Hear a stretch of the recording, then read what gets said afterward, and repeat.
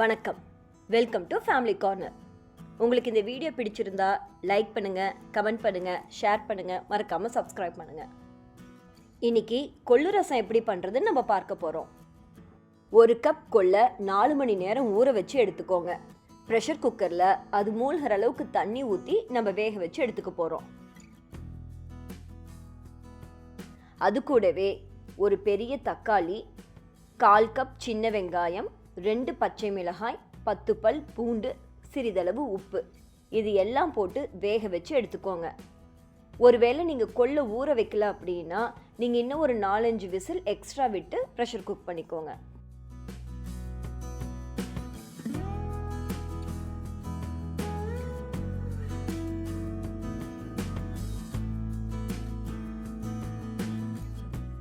கொள்ளு நல்லா வெந்ததும் நம்ம தக்காளியையும் இந்த தண்ணியையும் தனியாக எடுத்து வச்சுக்க போகிறோம்.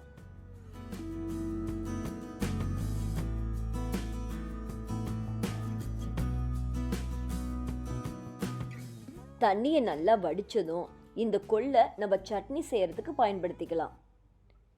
இந்த தண்ணியில் நம்ம ஒரு எலுமிச்சை அளவு புளியும் நம்ம ஏற்கனவே எடுத்து வச்சுருக்க தக்காளியும் நல்லா கரைச்சி வச்சுக்கோங்க. ஒரு பாத்திரத்தில் தேவைக்கேற்ப எண்ணெய் ஊற்றிக்கோங்க. எண்ணெய் நல்லா காய்ந்ததும் 1/2 டீஸ்பூன் கடுகு பொரிஞ்சதும் 2 சின்ன பெருங்காய கட்டி, உங்ககிட்ட பெருங்காய கட்டி இல்லைன்னா 1/4 டீஸ்பூன் பெருங்காயத்தூள் சேர்த்திக்கலாம். அது கூடவே சிறிதளவு கருவேப்பிள்ளை, 6 சின்ன வெங்காயம், இது எல்லாம் போட்டு நல்லா வதக்கிக்கோங்க. வெங்காயம் லேசாக வதங்கினதும் நம்ம கரைச்சி வச்சிருக்கிற தக்காளி, புளி, கொள்ளு தண்ணியை இதில் சேர்த்துக்கிறோம். ஒரு மிக்சி ஜாரில் கொத்தமல்லி விதை 1 டீஸ்பூன், வரமிளகாய் 2, மிளகு 1/2 டீஸ்பூன், ஜீரகம் 1/2 டீஸ்பூன், இது 4ஐயுமே நம்ம நுணுக்கி எடுத்துக்கிறோம்.